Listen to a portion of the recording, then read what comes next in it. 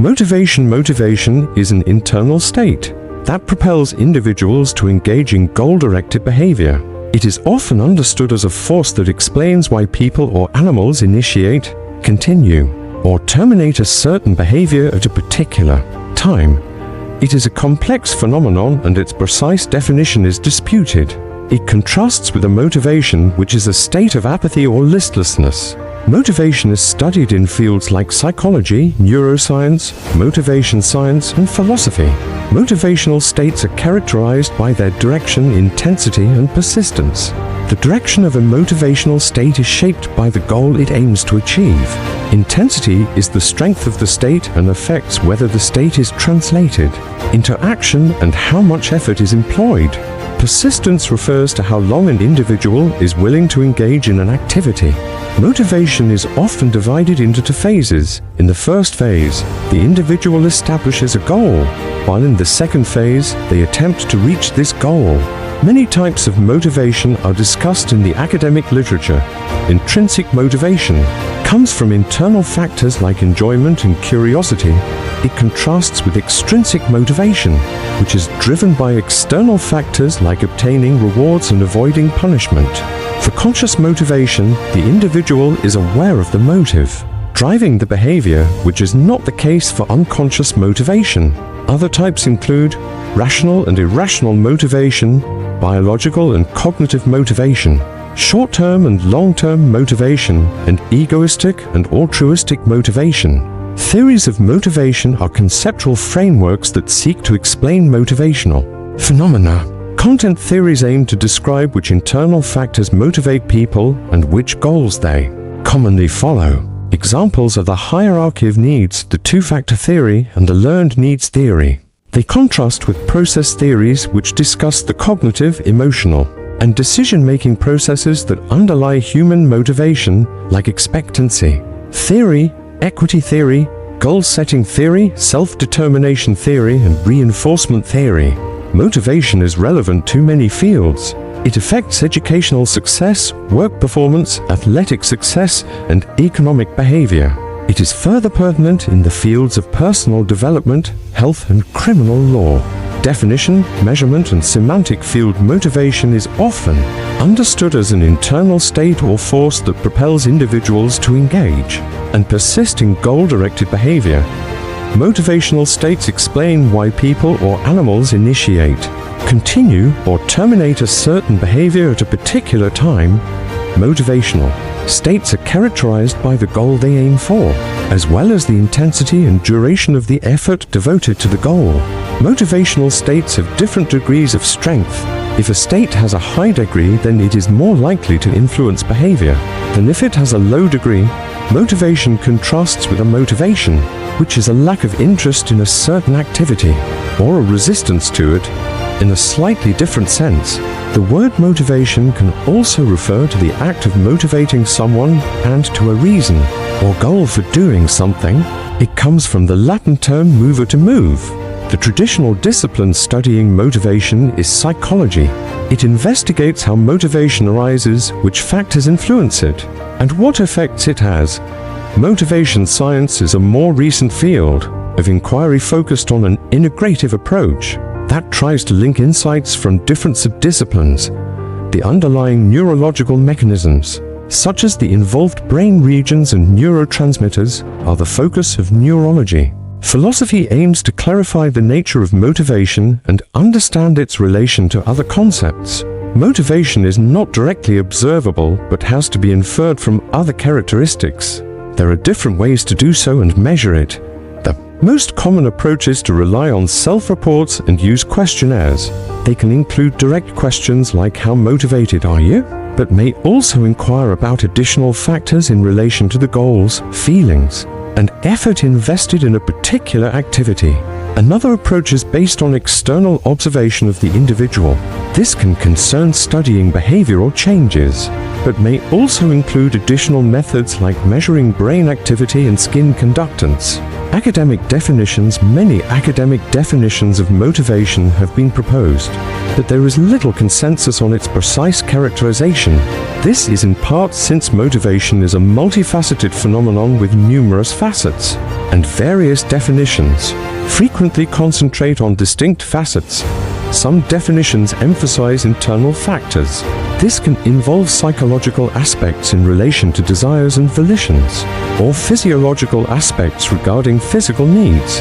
For instance, Jackson Beatty and Charles Ransom Gallistol see motivation as a physical process similar to hunger and thirst, while John Dewey and Abraham Maslow view it from a psychological point of view. Some definitions stress the continuity between human and animal motivation, but others draw a clear distinction between the two.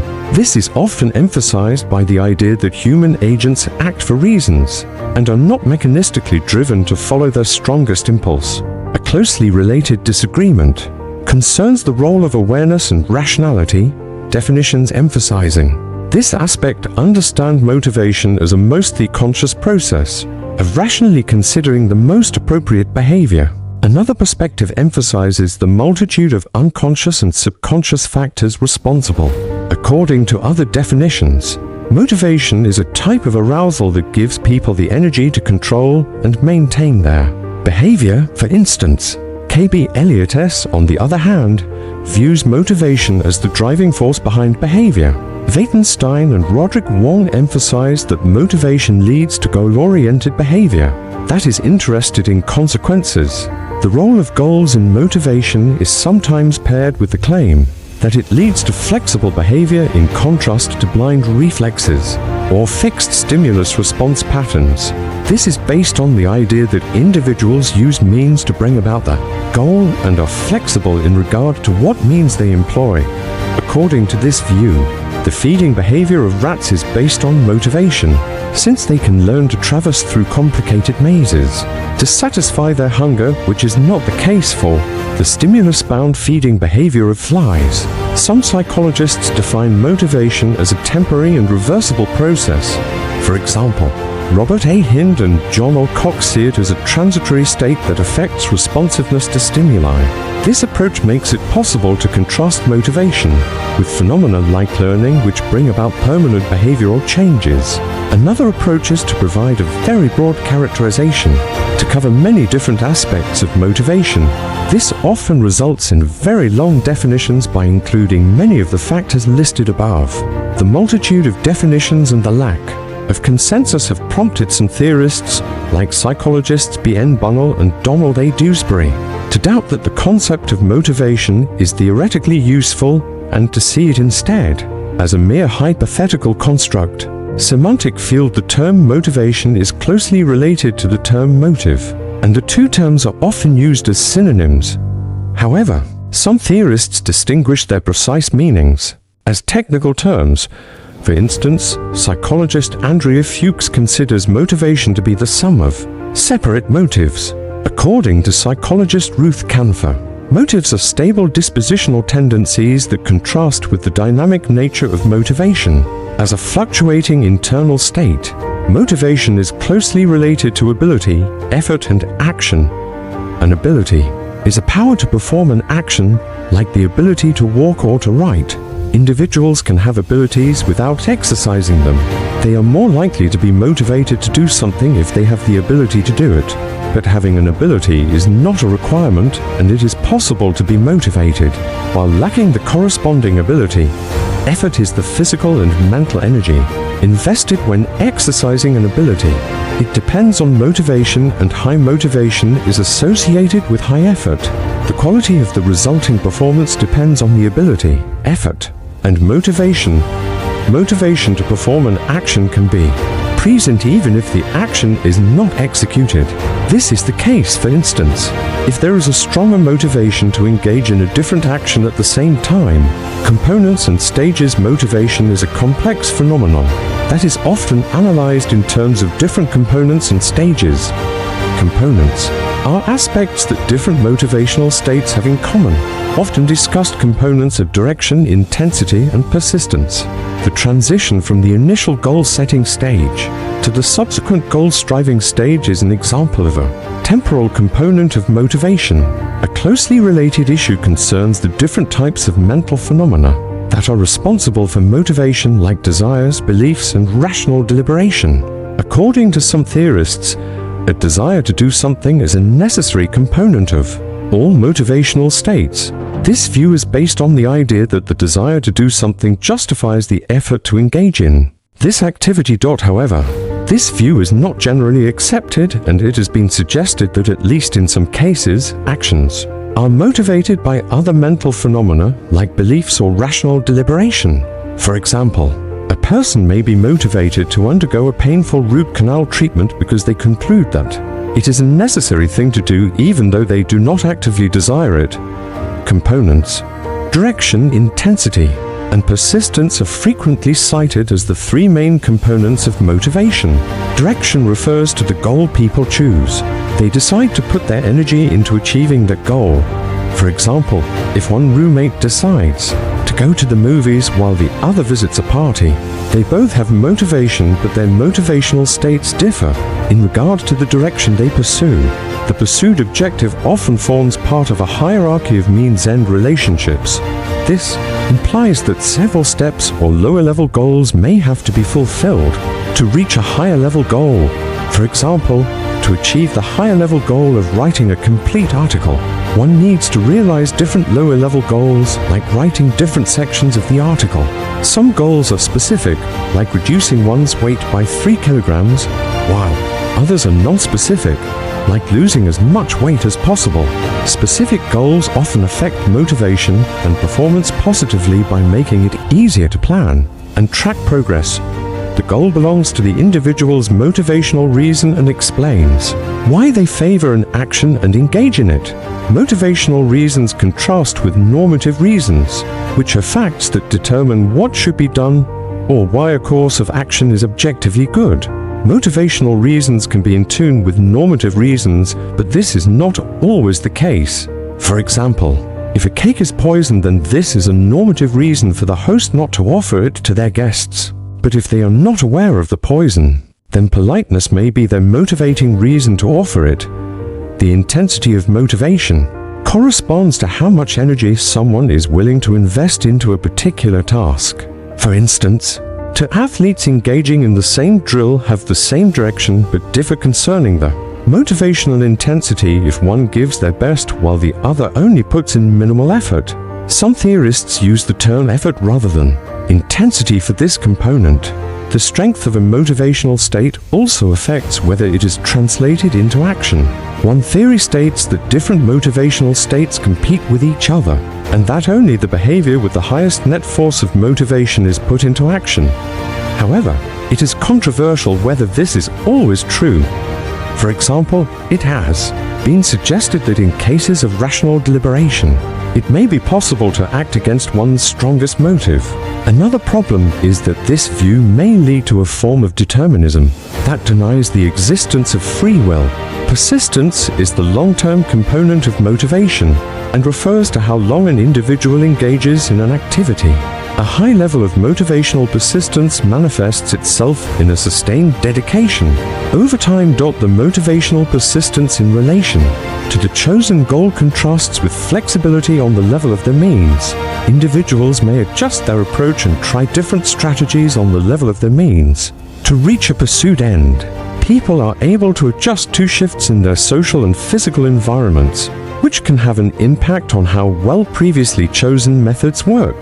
The components of motivation can be understood in analogy to the allocation of limited resources. Direction, intensity, and persistence determine where to allocate energy, how much of it, and for how long. For effective action, it is usually relevant to have the right form of motivation on all three levels to pursue an appropriate goal with the required intensity and persistence.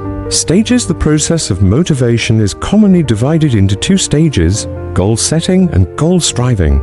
Goal setting is the phase in which the direction of motivation is determined. It involves considering the reasons for and against different courses of action and then committing oneself to a goal one aims to achieve. The goal-setting process by itself does not ensure that the plan is carried out. This happens in the goal-striving stage, in which the individual tries to implement the plan.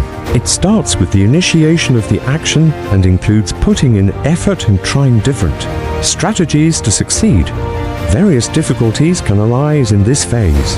The individual has to muster the initiative to get started with a goal-directed behavior and stay committed even when faced with obstacles, without giving in to distractions.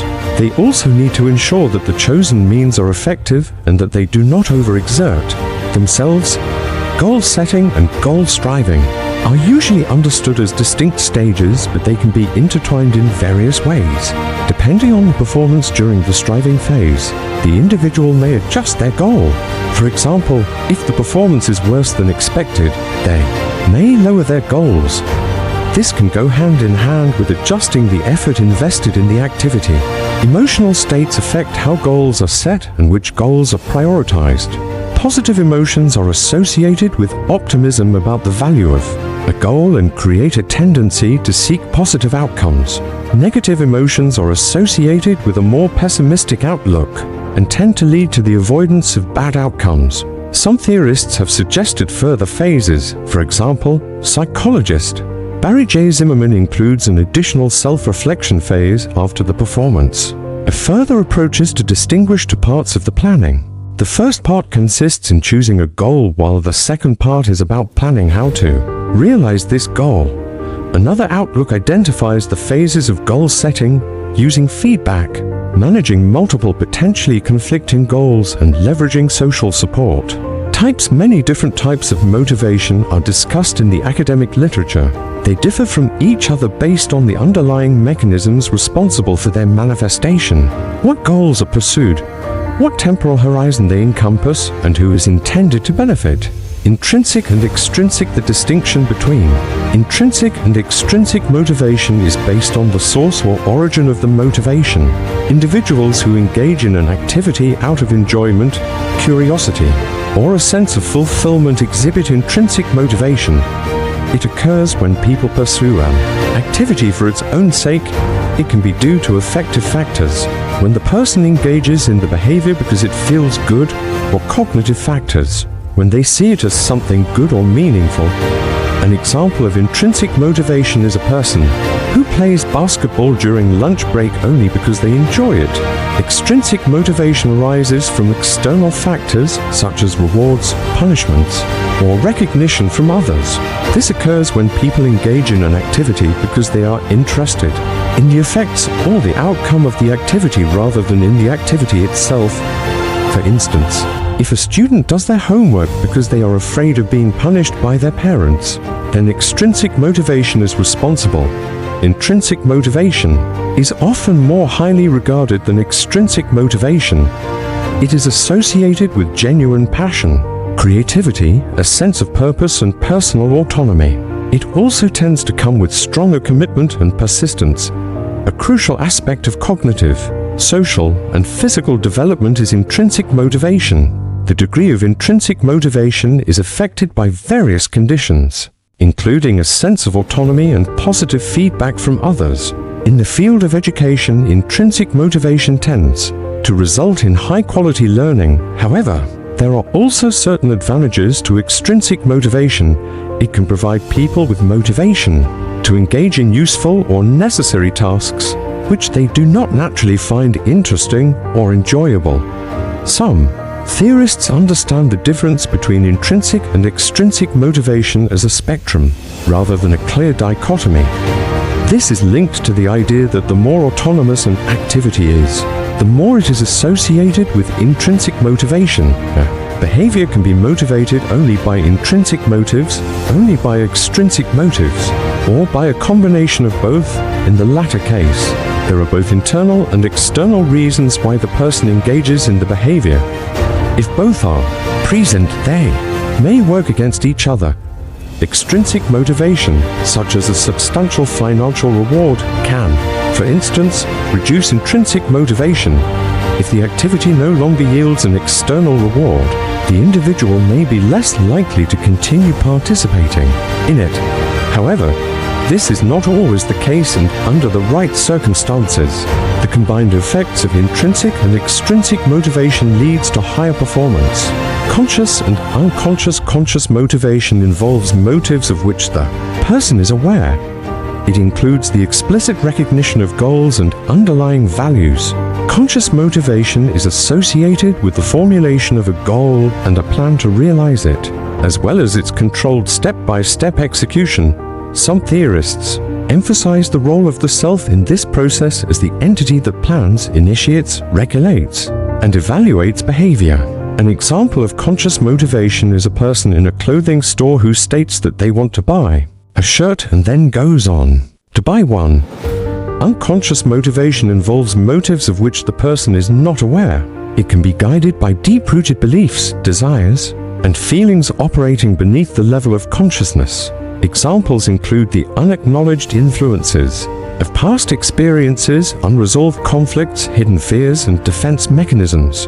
These influences can affect decisions, impact behavior, and shape habits. An example of unconscious motivation is a scientist who believes that their research effort is a pure expression of their altruistic desire to benefit science, while their true motive is an unacknowledged need for fame. External circumstances can also impact the motivation underlying unconscious behavior. An example is the effect of priming, in which an earlier stimulus influences the response to a later stimulus, without the person's awareness of this influence. Unconscious motivation is a central topic in Sigmund Freud's psychoanalysis. Early theories of motivation often assume that conscious motivation is the primary form of motivation. However, this view has been challenged in the subsequent literature, and there is no academic consensus on the relative extent of their influence. Rational and irrational closely related to the contrast between conscious and unconscious motivation is the distinction between rational and irrational motivation. A motivational state is rational if it is based on a good reason. This implies that the motive of the behavior explains why the person should engage in the behavior. In this case, the person has an insight into why the behavior is considered valuable. For example, if a person saves a drowning child because they value the child's life, then their motivation is rational. Rational motivation contrasts with irrational motivation, in which the person has no good reason that explains the behavior. In this case, the person lacks a clear understanding of the deeper source of motivation and in what sense the behavior is in tune with their values. This can be the case for impulsive behavior. For example, when a person spontaneously acts out of anger without reflecting on the consequences of their actions. Rational and irrational motivation play a key role in the field of economics. In order to predict the behavior of economic actors, it is often assumed that they act rationally. In this field, rational behavior is understood as behavior that is in tune with self-interest, while irrational behavior goes against self-interest.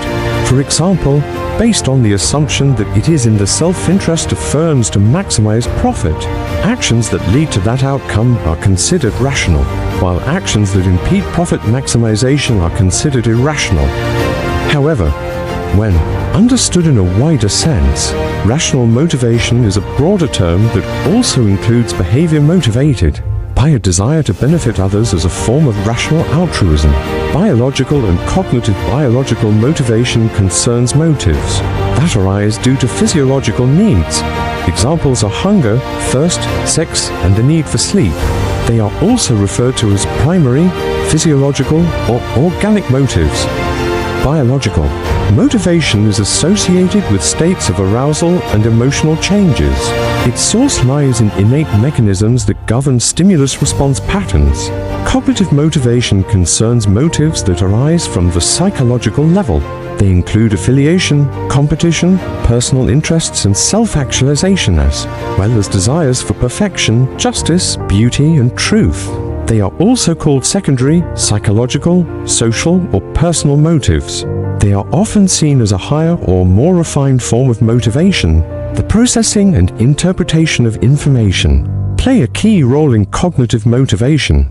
Cognitively, Motivated behavior is not an innate reflex, but a flexible response to the available information that is based on past experiences and expected outcomes. It is associated with the explicit formulation of desired outcomes and engagement in goal-directed behavior to realize these outcomes. Some theories of human motivation see biological causes as the source of all motivation.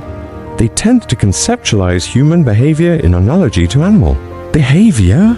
Other theories allow for both biological and cognitive motivation, and some put their main emphasis on cognitive motivation. Short-term and long-term motivation differ in regard to the temporal horizon and the duration of the underlying motivational mechanism. Short-term motivation is focused on achieving rewards immediately or in the near future. It is associated with impulsive behavior. It is a transient and fluctuating phenomenon that may arise and subside spontaneously. Long-term motivation involves a sustained commitment to goals in a more distant future. It encompasses a willingness to invest time and effort over an extended period before the intended goal is reached. It is often a more deliberative process that requires goal setting and planning. Both short-term and long-term motivation are relevant to achieving one's goals. For example, short-term motivation is central when responding to urgent problems, while long-term motivation is a key factor in pursuing far-reaching objectives. However, they sometimes conflict with each other by supporting opposing courses of action. An example is a married person who is tempted to have a one-night stand. In this case, there may be a clash between the short-term motivation to seek immediate physical gratification and the long-term motivation to preserve and nurture a successful marriage built on trust and commitment. 90 for another example is the long-term motivation to stay healthy, in contrast to the short-term motivation to smoke a cigarette. Egoistic and altruistic. The difference between egoistic and altruistic motivation concerns who is intended to benefit from the anticipated course of action. Egoistic motivation is driven by self-interest. The person is acting for their own benefit or to fulfill their own needs and desires.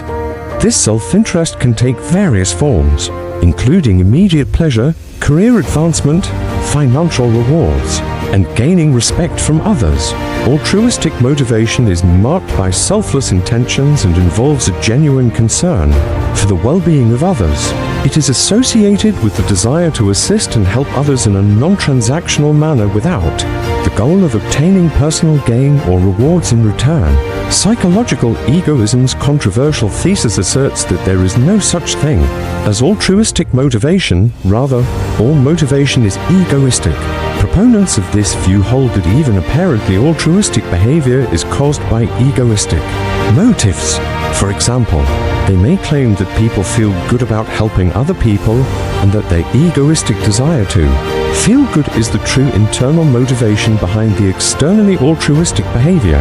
Altruistic motivation is emphasized as a part of religious practice in many religions. For example, Christianity sees selfless love and compassion as a way of realizing God's will and bringing about a better world. Buddhists emphasize the practice of loving kindness toward all sentient beings as a means to eliminate suffering. Many other types of motivation are discussed in the academic literature. Moral motivation is closely related to altruistic motivation. Its motive is to act in tune with moral judgments, and it can be characterized as the willingness to do the right thing. The desire to visit a sick friend to keep a promise is an example of moral motivation. It can conflict with other forms of motivation, like the desire to go to the movies instead. An influential debate in moral philosophy centers around the question of whether moral judgments can directly provide moral motivation, as internalists claim. Externalists provide an alternative explanation by holding that additional mental states, like desires or emotions, are needed. Externalists hold that these additional states do not always accompany moral judgments, meaning that it would be possible to have moral judgments without a moral motivation to follow them. Certain forms of psychopathy and brain damage can inhibit moral motivation. Self-determination theorists, such as Edward Deci and Richard Ryan, distinguish between autonomous and controlled motivation. Autonomous motivation is associated with acting according to one's free will or doing something because one wants to do it. In the case of controlled motivation, the person feels pressured into doing something by external forces. The contrast between push and pull motivation is related. Push motivation arises from unfulfilled internal needs and aims at satisfying them. For example, hunger may push an individual to find something to eat. Pull motivation arises from an external goal and aims at achieving this goal, like the motivation to get a university degree. Achievement motivation is the desire to overcome obstacles and strive for excellence. Its goal is to do things well and become better even in the absence of tangible external rewards. It is closely related to the fear of failure. An example of achievement motivation in sports is a person who challenges stronger opponents in an attempt to get better. Human motivation is sometimes contrasted with animal motivation. The field of animal motivation examines the reasons and mechanisms underlying animal behavior. It belongs to psychology and zoology. It gives specific emphasis to the interplay of external stimulation and internal states. It further considers how an animal benefits from a certain behavior as an individual. And in terms of evolution, there are important overlaps between the fields of animal and human motivation. Studies on animal motivation tend to focus more on the role of external stimuli and instinctive responses, while the role of free decisions and delayed gratification has a more prominent place when discussing human motivation. Emotivation and acrasia motivation contrasts with a motivation also known as avolition, which is an absence of interest. Individuals in the state of emotivation feel apathy or lack the willingness to engage in a particular behavior. Emotivated children, for instance, do not participate in classroom activities, remain passive during class, or adhere to teacher instructions. Emotivation can be a significant barrier to productivity, goal attainment, and overall well-being. It can be caused by factors like unrealistic expectations, helplessness, feelings of incompetence, and the inability to see how one's actions affect outcomes. In the field of Christian spirituality, the terms acedia and anxiety are often used to describe a form of emotivation or listlessness associated with a failure to engage in spiritual practices. Emotivation is usually a temporary state. A condition that lasts longer and has a wider scope is referred to as an amotivational syndrome. It involves apathy and lack of activity in relation to a broad range of activities, and is associated with incoherence, inability to concentrate, and memory disturbance. The term disorders of diminished motivation covers a wide range of related phenomena, including abulia, akinetic mutism, and other motivation-related neurological disorders. Emotivation is closely related to acrasia. A person in the state of acrasia believes that they should perform a certain action but cannot motivate themselves to do it. This means that there is an internal conflict between what a person believes they should do and what they actually do. The cause of acrasia is sometimes that a person gives in to temptations and is not able to resist them. For this reason, acrasia is also referred to as weakness of the will. An addict who compulsively consumes drugs even though they know that it is not in their best self-interest is an example of acrasia.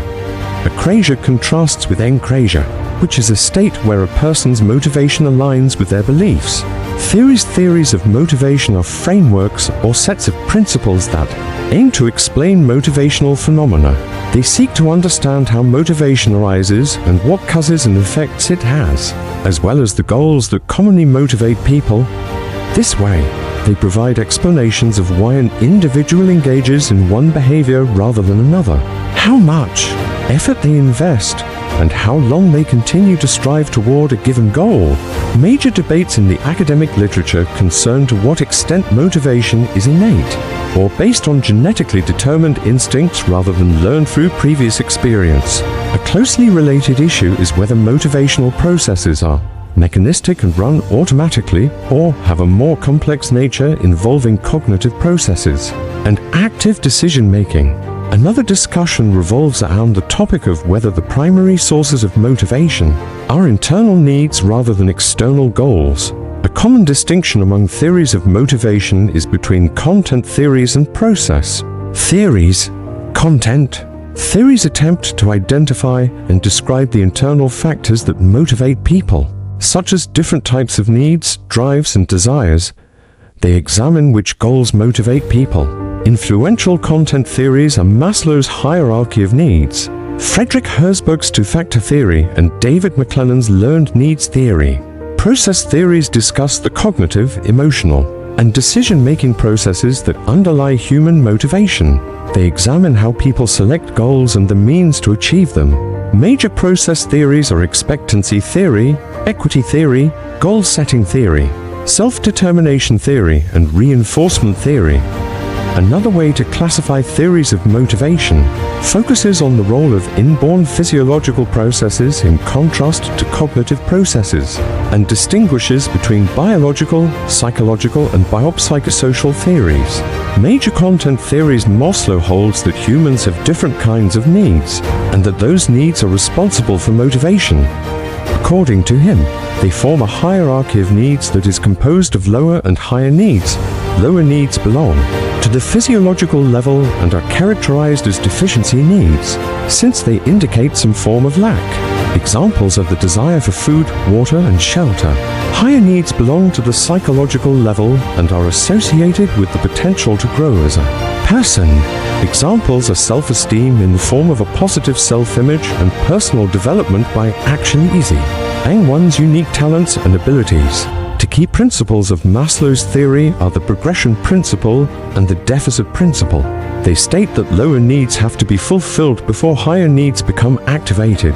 This means that higher needs, like esteem and self-actualization, are unable to provide full motivation, while lower needs, like food and shelter, remain unfulfilled.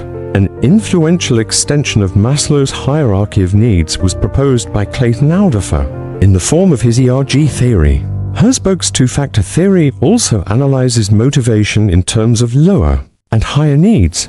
Herzberg applies it specifically to the workplace and distinguishes between lower-level hygiene factors and higher-level motivators.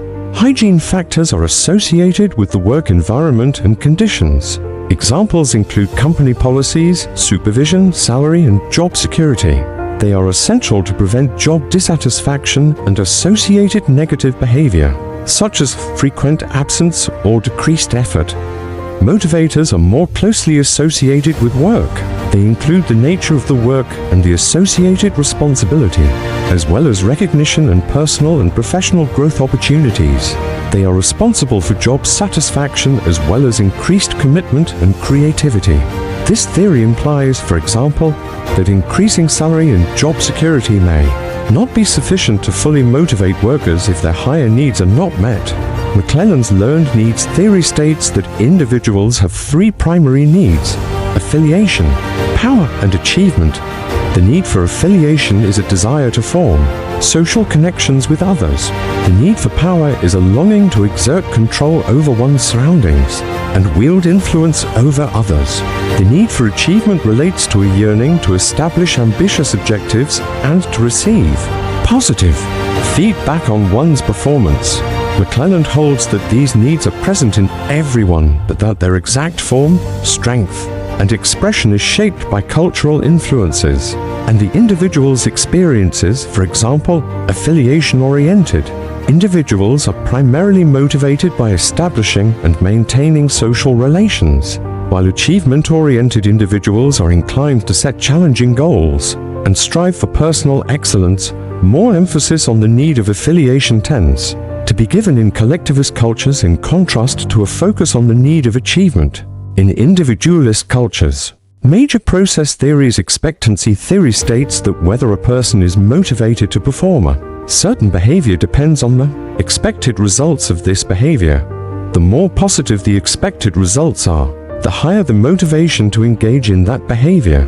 Expectancy theorists understand the expected results in terms of three factors: expectancy, instrumentality, and valence. Expectancy concerns the relation between effort and performance. If the expectancy of a behavior is high, then the person believes that their efforts will likely result in successful performance. Instrumentality concerns the Relation between performance and outcomes. If the instrumentality of a performance is high, then the person believes that it will likely result in the intended outcomes. Valence is the degree to which the outcomes are attractive to the person. These three components affect each other in a multiplicative way, meaning that high motivation is only present if all of them are high. In this case, the person believes it likely that they perform well, that the performance leads to the expected result, and that the result has a high value. Equity theory sees fairness as a key aspect of motivation. According to it, people are interested in the proportion between effort and reward. They judge how much energy one has to invest and how good the outcome is. Equity theory states that individuals assess fairness by comparing their own ratio of effort and reward to the ratio of others. A key idea of equity theory is that people are motivated to reduce perceived inequity. This is especially the case if they feel that they receive fewer rewards than others. For example, if an employee has the impression that they work longer than their co-workers while receiving the same salary, this may motivate them to ask for a raise. Goal-setting theory holds that having clearly defined goals is one of the key factors of motivation. It states that effective goals are specific and challenging.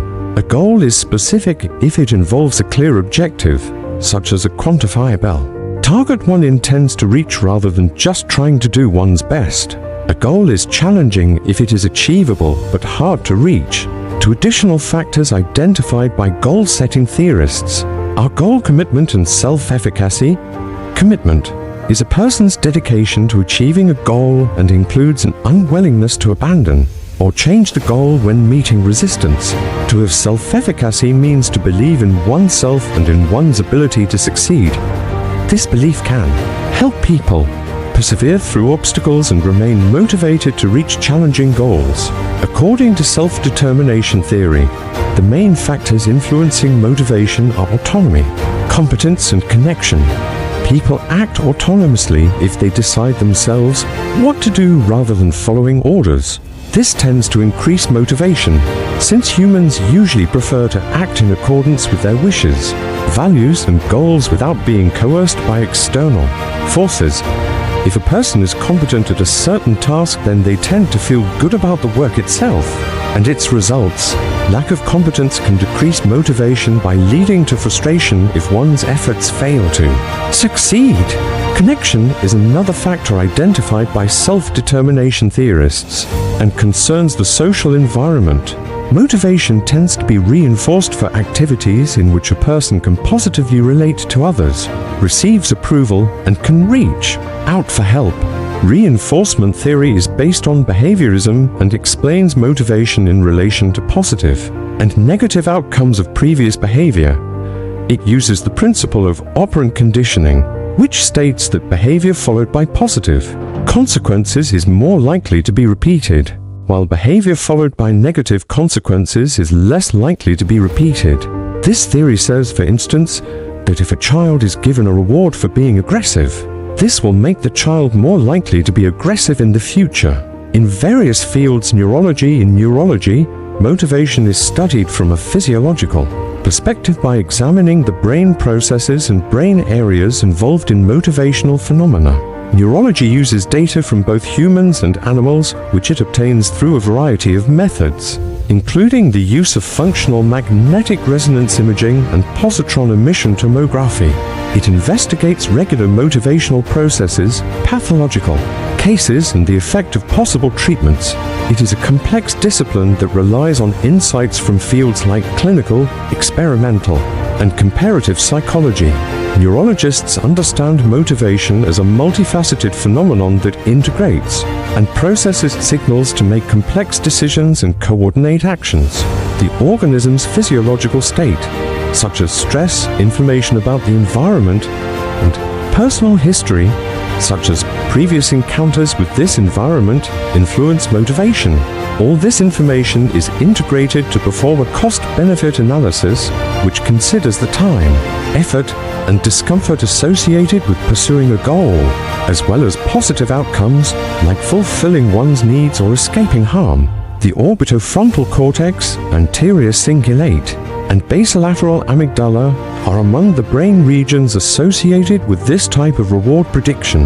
The dopamine system plays a key role in learning which positive and negative outcomes are associated. D. With a specific behavior and how certain signals, like environmental cues, are related to specific goals. Through these associations, motivation can automatically arise when the signals are present. For example, if a person associates having a certain type of food with a specific time of day, then they may automatically feel motivated to eat this food when the time arrives.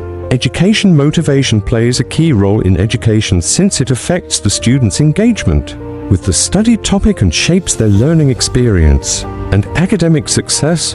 Motivated students are more likely to participate in classroom activities and persevere through challenges. One of the responsibilities of educators and educational institutions is to establish a learning environment that fosters and sustains students' motivation to ensure effective learning. Educational research is particularly interested in understanding the different effects that intrinsic and extrinsic motivation have on the learning process. In the case of intrinsic motivation, students are interested in the subject and the learning experience itself. Students driven by extrinsic motivation seek external rewards, like good grades or peer recognition. Intrinsic motivation is often seen as the preferred type of motivation since it is associated with more in-depth learning, better memory retention, and long-term commitment. Extrinsic motivation in the form of rewards and recognition also plays a key role in the learning process.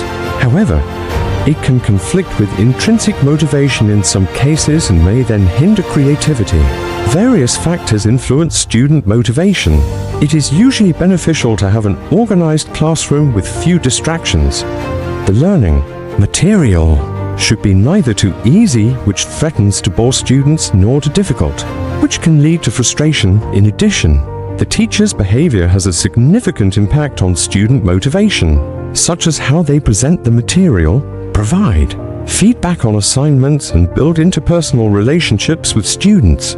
Teachers who are patient and supportive can encourage interaction by interpreting mistakes as learning opportunities. Work motivation is an often studied topic in the fields of organization studies and organizational behavior. They aim to understand human motivation in the context of organizations and investigate its role in work and work-related activities, including human resource management, employee selection, training, and managerial practices. Motivation plays a key role in the workplace on various levels. It impacts how employees feel about their work, their level of determination, commitment, and overall job satisfaction. It also affects employee performance and overall business success. Lack of motivation can lead to decreased productivity due to complacency, disinterest, and absenteeism. According to a 2024 Gallup report, $8.9 trillion were lost in global GDP due to low engagement. It can also manifest in the form of occupational burnout. Many factors influence work motivation. They include the personal needs and expectations of the employees, the characteristics of the tasks they perform, and whether the work conditions are perceived as fair and just. Another key aspect is how managers communicate and provide feedback. Effective leadership, employee performance, and business success all depend on managers' ability to manage employee motivation. Cultural differences can have a significant impact on how to motivate workers. For example, workers from economically advanced countries may respond better to higher-order goals, like self-actualization, while the fulfillment of more basic needs tends to be more central for workers from less economically developed countries. There are different approaches to increasing employee motivation. Some focus on material benefits, like high salary, health care, stock ownership plans, profit sharing, and company cars. Others aim to make changes to the design of the job itself. For instance, jobs that are overly simplified and broken up tend to have a negative impact on employee morale and productivity. The dynamics of motivation differ between paid work and volunteer work. Intrinsic motivation plays a larger role for volunteers, with key motivators being self-esteem, the desire to help others, career advancement, and self-improvement. Sport motivation is a fundamental aspect of sports. It affects how consistently athletes train, how much effort they are willing to invest, and how well they persevere through challenges. Success in sports is influenced by proper motivation. It concerns both the long-term motivation required to maintain progress and dedication over a prolonged period of time, and the short-term motivation required to mobilize as much energy as possible for a high performance on the same day. It is the responsibility of coaches not just to advise and instruct athletes on training plans and strategies, but also to motivate them to put in the required effort and give their best. There are different coaching styles, and the right approach may depend on the personalities of the coach, the athlete, and the group, as well as the general athletic situation. Some styles focus on realizing a particular goal, while others concentrate on teaching, following certain principles, or building a positive interpersonal relationship. Criminal law. In criminal law, a crucial aspect is the motivation behind a crime. It refers to reasons that the accused had for committing a crime. Motives are often used as evidence to demonstrate why the accused might have committed the crime and how they would benefit from it. The absence of a motive can be used as evidence to put the accused's involvement in the crime into doubt. For example, financial gain is a motive to commit a crime from which the perpetrator would financially benefit, like embezzlement. As a technical term, motive is distinguished from intent. Intent is the mental state of the defendant and belongs to mens rea. A motive is a reason that tempts a person to form an intent. Unlike intent, motive is usually not an essential element of a crime. It plays various roles in investigative considerations, but is normally not required to establish the defendant's guilt. In a different sense, motivation also plays a role in justifying why convicted offenders should be punished. According to the deterrence theory of law, one key aspect of punishment for law violation is to motivate both the convicted individual and potential future wrongdoers to not engage in similar criminal behavior. Others' motivation is a central factor in implementing and maintaining lifestyle changes. In the fields of personal development and health, the process of enhancing one's abilities, knowledge, talents, and overall well-being is known as personal development. It is realized through practices that promote growth and improve different areas in one's life. Motivation is pivotal in engaging in these practices. It is especially relevant to ensure long-term commitment and to follow through with one's plans. For example, health-related lifestyle changes may at times require high willpower and self-control to implement meaningful adjustments while resisting impulses and bad habits. This is the case when trying to resist urges to smoke. Various factors influence work motivation. They include the personal needs and expectations of the employees, the characteristics of the tasks they perform, and whether the work conditions are perceived as fair and just. Another key aspect is how managers communicate and provide feedback. Understanding and managing employee motivation is essential for managers to ensure effective leadership, employee performance, and business success. How to motivate employees can be significantly affected by cultural differences. For example, workers from economically advanced countries may respond better to higher-order goals, like self-actualization, while the fulfillment of more basic needs tends to be more central for workers from less economically developed countries. There are different approaches to increasing employee motivation. Some focus on material benefits, like high salary, health care, stock ownership plans, profit sharing, and company cars. Others aim to make changes to the design of the job itself. For example, overly simplified and segmented jobs tend to result in decreased productivity and lower employee morale. The dynamics of motivation differ between paid work and volunteer work. Intrinsic motivation plays a larger role for volunteers, with key motivators being self-esteem, the desire to help others, career advancement, and self-improvement. Sport motivation is a fundamental aspect of sports. It affects how consistently athletes train, how much effort they are willing to invest, and how well they persevere through challenges. Proper motivation is an influential factor for athletic success It concerns both the long-term motivation needed to sustain progress and commitment over an extended period, as well as the short-term motivation required to mobilize as much energy as possible for a high performance on the same day. It is the responsibility of coaches not just to advise and instruct athletes on training plans and strategies, but also to motivate them to put in the required effort and give their best. There are different coaching styles, and the right approach may depend on the personalities of the coach, the athlete, and the group, as well as the general athletic situation. Some styles focus on realizing a particular goal, while others concentrate on teaching, following certain principles, or building a positive interpersonal relationship. Criminal law. The motive of a crime is a key aspect in criminal law. It refers to reasons that the accused had for committing a crime. Motives are often used as evidence to demonstrate why the accused might have committed the crime and how they would benefit from it. The absence of a motive can be used as evidence to put the accused's involvement in the crime into doubt. For example, financial gain is a motive to commit a crime from which the perpetrator would financially benefit, like embezzlement. As a technical term, motive is distinguished from intent. Intent is the mental state of the defendant and belongs to mens rea. A motive is a reason that tempts a person to form an intent.